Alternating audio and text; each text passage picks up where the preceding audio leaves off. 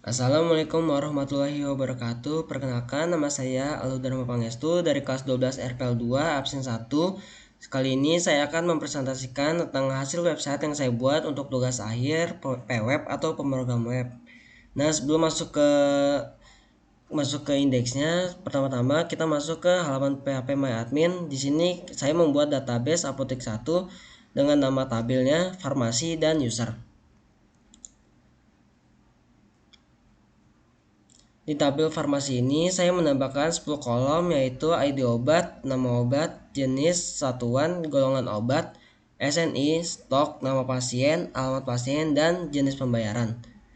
Di tabel yang kedua saya menambahkan user. User ini berguna ketika kita akan registrasi sebelum masuk ke login lalu ke indeksnya. Nah, di tabel farmasi ini kita lihat strukturnya.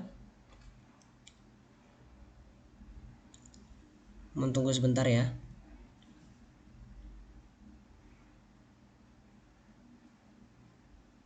Nah, di strukturnya ini saya menambahkan primary key-nya pada ID obat. Lalu selanjutnya kita masuk ke halaman registrasinya. Nah, di sini merupakan tampilan registrasi yang tadi saya buat. Di sini ada username, password, konfirmasi password, tanggal lahir, jenis kelamin, dan agama. Nah, karena saya tadi sudah membuat untuk registrasinya, kita tidak perlu membuat registrasinya lagi ya. Namun ketika kalian ingin masuk ke halaman login, diusahakan untuk membuat registrasinya terlebih dahulu lalu masuk ke loginnya supaya kalian bisa masuk ke indeks yang saya buat. Kita langsung saja masuk ke halaman login. Di sini saya menggunakan nama saya sendiri, yaitu Aldo Dharma Pangestu. Lalu masukkan passwordnya. Lalu kita klik button login. Nah, setelah kita klik button login akan muncul alert berhasil login, lalu kita klik OK.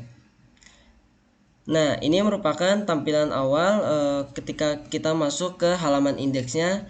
Di sini ada judulnya header, yaitu Kimia Farma, lalu ada markinya pelayanan terbaik bagi pelanggan. Lalu di sini ada untuk search-nya.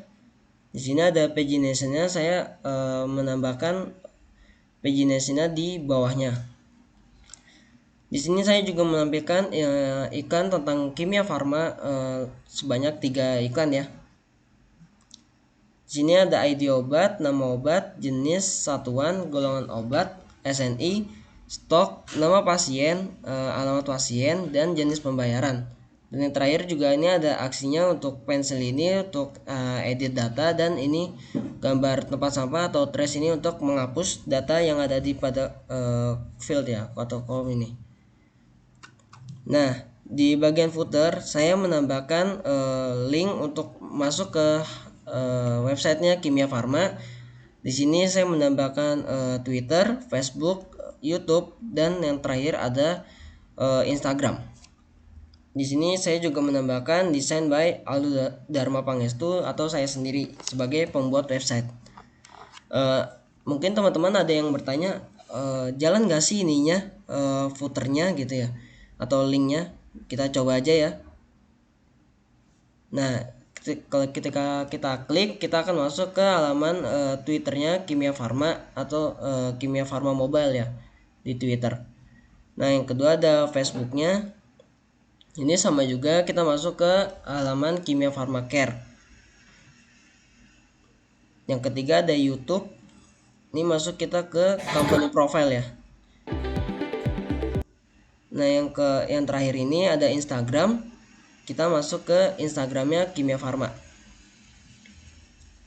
Dan yang terakhir ini saya apakah bisa saya klik ini? Bisa saja. Kita klik. Ini merupakan Instagram saya sebagai pembuat website. Nah, mari kita coba fungsinya satu-satu. Di sini kita coba search ya. Search ini coba kita di sini ada ID obat 1 sampai 10. Misalkan kita mau mencari nih, saya kan menambahkan 35 field ya. Gak mungkin dong kita cari satu persatu gini kan. Biar lebih mudahnya kita cari langsung di search aja. Misalkan kita cari nomor 20 gitu. Untuk nama obatnya obat apa gitu. Kita search. Di sini muncul ID obatnya 20 dengan nama obat Optimax 4G tablet, jenis tablet, satuan 6 tablet, golongan obatnya obat bebas, SNI-nya Bepom, stoknya 50, nama pasiennya Davasehan, alamat pasiennya Duren Sawit, dan jenis pembayarannya ini merupakan BCA. Di sini juga ada aksinya ya. Kita kembali lagi. Nah, di sini apabila teman-teman salah untuk masukkan nama obat atau nama pasien atau alamat pasien yang kalian masukkan sebelumnya di database, kalian bisa langsung saja edit ya. Edit ini kita pencet yang gambar pensil ini, kemudian muncul alert yakin edit, lalu kita klik OK. Nah, di sini teman-teman sudah muncul nih ubah datanya dari ID obat nomor 1. Misalkan kalian pengen ganti namanya atau stoknya deh. Stoknya kalian ubah menjadi 65. Nah, dengan nama pasiennya juga misalkan kayak kalian ganti misalkan Rudi Hermawan. Lalu kalian klik ubah data. Nah, di sini muncul alert lagi, data berhasil diubah, berarti data yang kalian ubah tadi menjadi tampil gitu. Datanya di ID obat nomor 1 itu berubah. Nama pasiennya menjadi Rudi Hermawan dan stoknya menjadi 65. Nah, misalkan tadi kan saya sudah menjelaskan untuk pagination-nya ya. Kalau misalkan kita langsung cari aja gitu bisa apakah berfungsi sampai ke 4 untuk data yang terakhir gitu. Kita coba ya. Untuk yang pagination kedua muncul 11 sampai 20 karena saya membatasi pagination-nya itu untuk 10 record saja gitu. Jadi per pagination ini muncul 10 record data gitu. Hingga yang keempat muncul 6.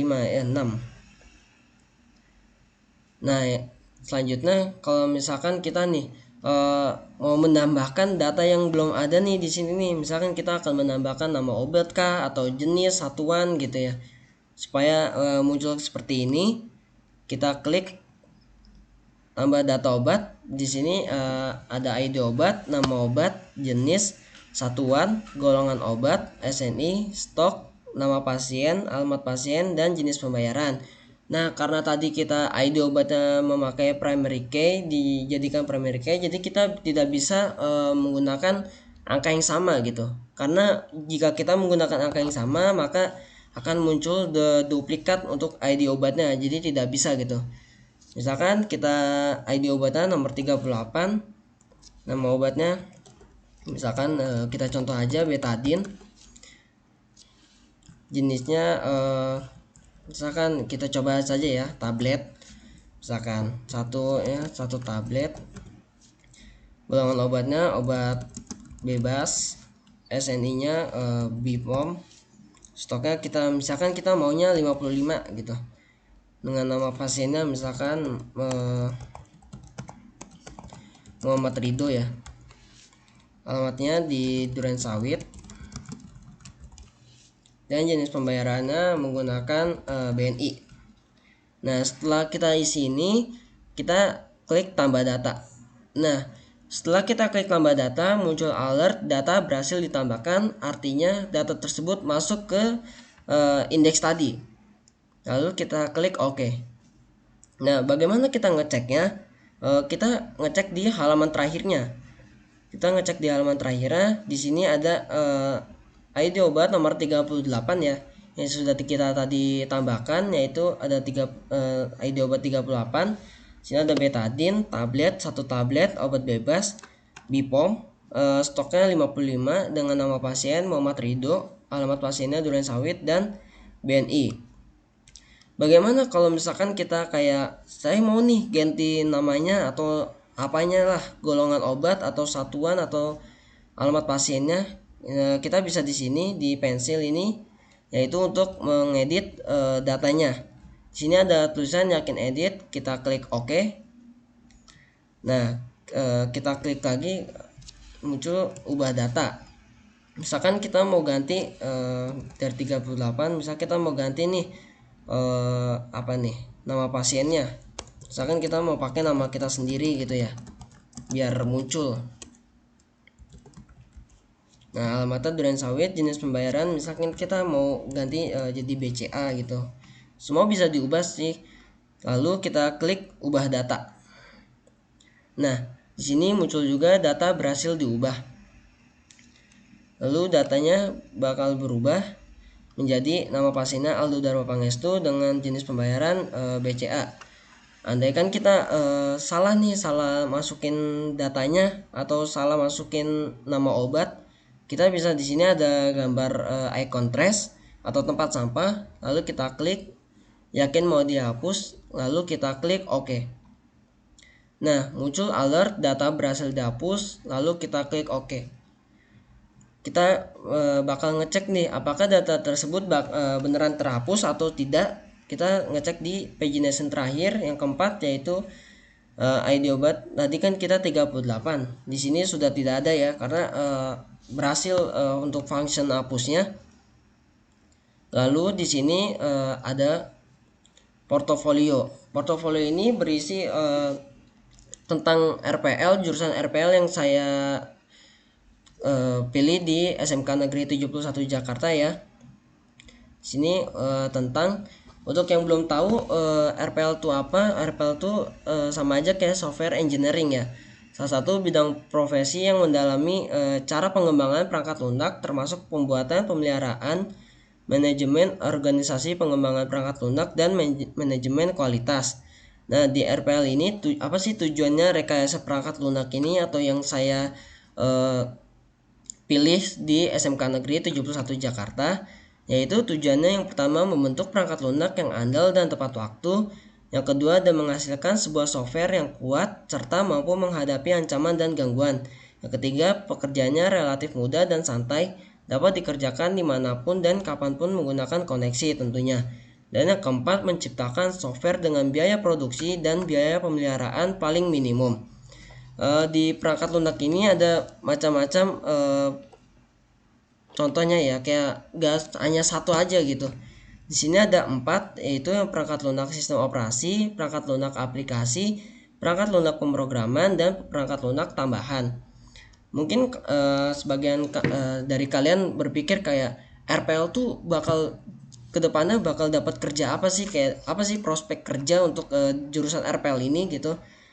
Berikut prospek kerja yang bisa kalian lamar jika kalian lulusan rekayasa perangkat lunak. Banyak sekali. Yang pertama ada software engineering, yang kedua ada mobile computing developer, yang ketiga ada developer IT, yang keempat ada sistem analis, yang kelima ada IT konsultan, dan yang keenam ada software tester, ketujuh database engineer atau database administrator, dan yang terakhir ada web engineer. Jadi kalian banyak gitu peluang untuk mencari kerja di jurusan rekayasa perangkat lunak ini, apalagi di masa sekarang ini kan banyak ya yang sudah memakai robot gitu, jadi mungkin jurusan ini tuh sangat dibutuhkan di masa depan gitu.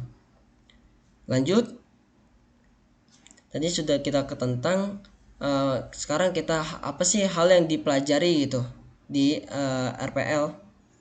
Di sini saya sudah banyak mempelajari materi di RPL, dan sini saya menampilkan portofolio yang sudah saya buat selama 3 tahun saya belajar di jurusan rekayasa perangkat lunak ini. Yang pertama, project pertama itu saya membuat website ini. Portofolio saya yang pertama di SMK Negeri 71 Jakarta adalah saya membuat sebuah website bertemakan apotik ini. Website ini saya kerjakan secara individu selama kurang lebih 2 minggu, dan di dalam website ini terdapat function seperti registrasi, login, search, edit, delete, dan halaman biodata, portofolio, hingga logout. Nah, kita kan tadi sudah membahas ya tentang function ini, function registrasi, login, search, edit, dan delete di halaman yang pertama tadi ya. Yang kedua, di project kedua ini saya pernah membuat aplikasi Android, yaitu tentang biodata diri menggunakan Java gitu.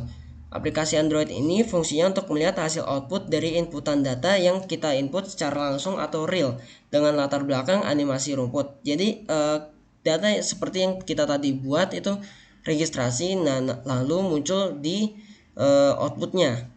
Yang ketiga, di sini saya membuat database perpustakaan 71 yang mana isinya dari database tersebut saling terhubung satu sama lain atau dengan kata lain yaitu relationship atau relasi. Seperti yang saya buat di database pertama tadi sebelum membuat ke website ini. Kita memerlukan database tersebut untuk isi dari website ini.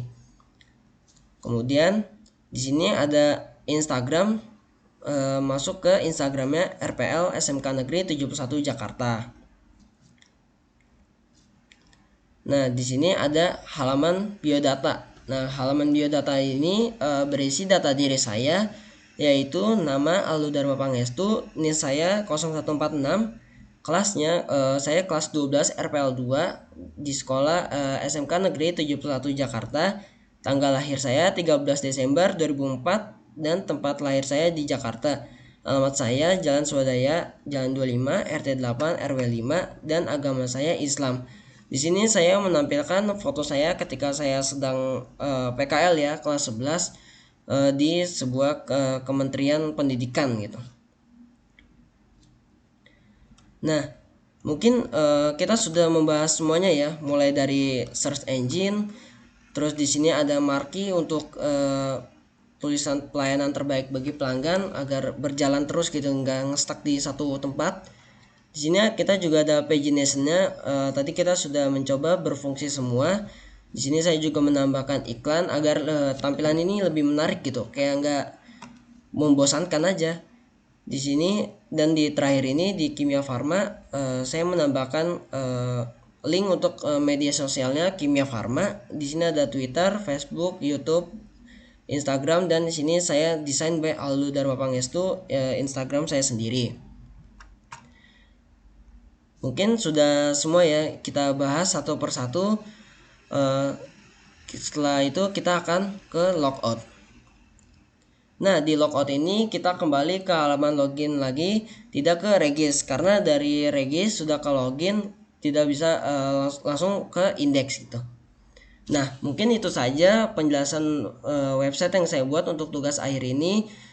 Kurang lebihnya mohon maaf apabila ada kalimat atau tampilan yang kurang menarik. Sekian dari saya. Wassalamualaikum warahmatullahi wabarakatuh.